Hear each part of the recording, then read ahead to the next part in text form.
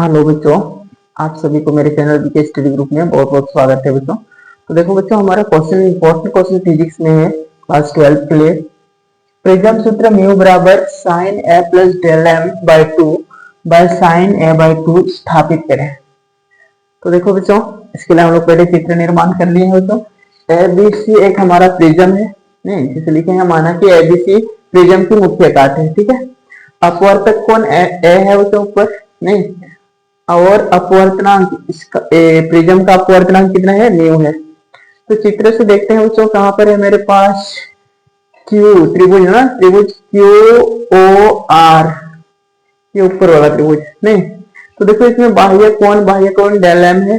बाह्य कोण del M बराबर होता है अंतर कोणों का योग। तो अंतर कोण कौन कौन सा है बच्चों? तो यहाँ पर देखोगे ओ क्यू आर, ओ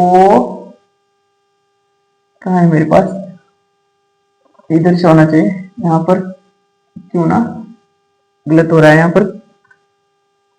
तो क्या लेंगे, क्यू ओ आर, नहीं क्यू ओ आर होगा, Q O R, Q O R ये वाला, नहीं, प्लस ओ आर क्यू, नहीं।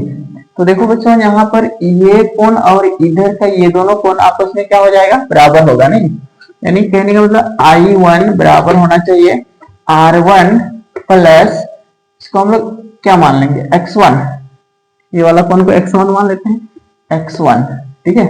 तो देखो हमारा X1 निकालना है, तो X1 बराबर क्या होगा बच्चों, I1 माइनस R1 होगा, जो कि हम लोग इसको X1 मान रखे हैं। तो डेल एम बराबर हो जाएगा I1 माइनस R1, नहीं, प्लस ये वाला को हम लोग x2 मान लेते हैं, ठीक है। तो x2 तो क्या हो जाएगा, I2 बराबर ये दोनों का योग ना, तो R2 प्लस x2। तो हमें x2 चाहिए बच्चों, तो क्या हो जाएगा, ये इधर आएगा, यानी I2 माइनस R2। क्लियर हो गया, ये वाला को x2 हम लोग मान रखे हैं। तो देखो इसकी जगह में हम लोग, ये हमारा x1 हो गया, ये वाला क्या हो गया, x2 हो गया। तो दोनों का वैल्यू मान यानी पुट कर रहे हैं बच्चों। तो I2 माइनस क्या होगा, R2। तो इससे हम लोग लिख सकते हैं डेल एम बराबर I1 नहीं plus I2 minus R1 minus R2 से हो जाएगा।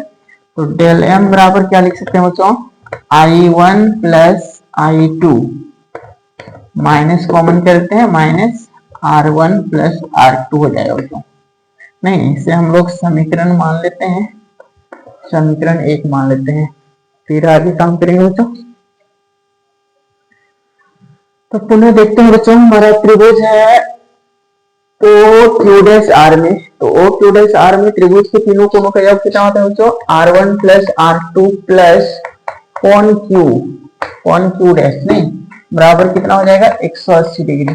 त्रिभुज के तीनों कोणों का योग होगा। तो R1 प्लस R2 बराबर क्या लिख सकते हैं, इसे 180 माइनस कोण क्यू डैश हो सकता है ना बच्चों। R1 प्लस R2 कहीं आगे भी जरूरत था, तो इसको हम समीकरण क्या मान लेते हैं, समीकरण 2 मान लेते हैं, नहीं। और फिर आगे लेंगे पुनः चतुर्भुज ले लेंगे, ठीक है। पुनः चतुर्भुज, कहाँ चतुर्भुज बन रहा है, ए ओ क्यू डैश आर में। तो देखो चतुर्भुज के चारों कोणों का योग कितना होता है बच्चों, चतुर्भुज के चारों कोणों का योग। तो देखो कोण ए प्लस यहाँ का कोण मेरा क्या है, कोण क्यू डैश। तो इससे हम लोग क्या लिख सकते हैं बच्चों, कोण ए ले लिए ये वाला, नहीं, और कोण ओ कर देते हैं, कोण ओ प्लस कोण ओ प्लस कोण क्यू डैश है ना, और प्लस क्या होगा बच्चों, कोण आर, ये पूरे कोण आर मान लेते हैं, कोण आर बराबर कितना होता है, 360 डिग्री होता है ना। तो देखो बच्चों, मेरे पास यहाँ पर और यहाँ पर लंबवत है, तो कोण ए प्लस इसका मान कितना होगा 90 डिग्री, प्लस कोण क्यू का भी, कोण क्यू का नहीं, कोण क्यू डैश कोण क्यू डैश रहेगा, कोण आर का मान कितना होने वाला बच्चों 90 डिग्री बराबर 360 डिग्री। नहीं, अब क्या करेंगे इसमें, कोण ए प्लस कोण क्यू डैश बराबर प्लस ये दोनों को जोड़ते हैं कितना हो गया 180 डिग्री बराबर 360। नहीं, अब देखो बच्चों इसमें हम लोग क्या लिख सकते हैं इसको, कोण ए प्लस कोण क्यू डैश बराबर 360 माइनस कितना होगा 180 डिग्री, 180। तो कोण ए बराबर लिख देते हैं बच्चों, यहाँ कितना बचने वाला है 180, 180 माइनस कोण क्यू डैश, इसको समीकरण नंबर 3 मान लेते हैं। अब देखेंगे कहीं ना कहीं 2 और 3 में कुछ कांटेक्ट है लगता है, नहीं तो क्या करेंगे बच्चों इसमें,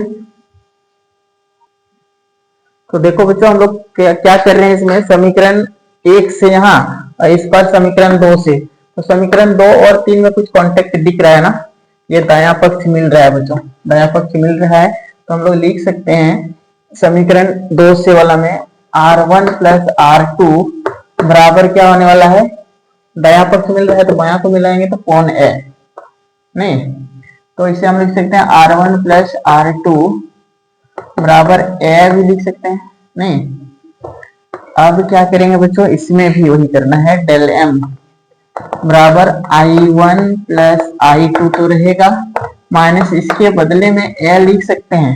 नहीं, अब क्या करेंगे, न्यूनतम विचलन की स्थिति में, न्यूनतम विचलन की स्थिति में, विचलन की स्थिति में, तो न्यूनतम विचलन की स्थिति में क्या हो जाएगा, I1 बराबर I2 बराबर I, इधर भी हो जाएगा R1 बराबर R2 बराबर R, इतना मान लेंगे बच्चों। अब क्या करेंगे, उसी में मान बैठाएंगे।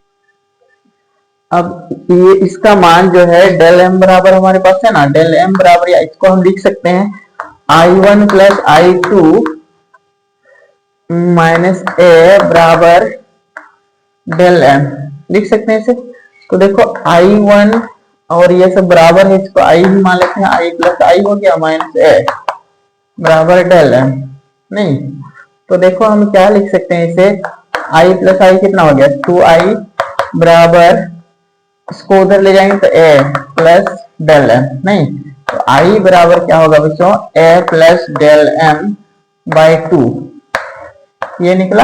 अब इसी में से समीकरण 2 वाला सिस्टम से आगे बढ़ेंगे और देखो क्या लिखा है, R1 प्लस R2 बराबर a लिखा हुआ है। नहीं, तो देखो इसका भी मान R कर देंगे, R प्लस R बराबर a, R और R को जोड़ेंगे क्या होगा बच्चों 2R बराबर a हो जाएगा। नहीं, R बराबर a बाई 2, कितना आसान। अब क्या लिख देंगे, स्नेल के नियम से, स्नेल के नियम से सिंपली सिद्ध हो जाएगा बच्चों, स्नेल के नियम से। तो स्नेल का नियम क्या जानते हैं हम लोग, म्यू बराबर sine I by sine are.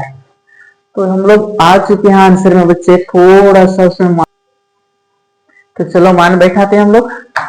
Mu बराबर साइन आई, आई का मान हमारा कितना आ चुका है बच्चों, ए प्लस डेल एम बाई 2। नहीं, और साइन आर, आर का मान कितना आ चुका है, ए बाई 2।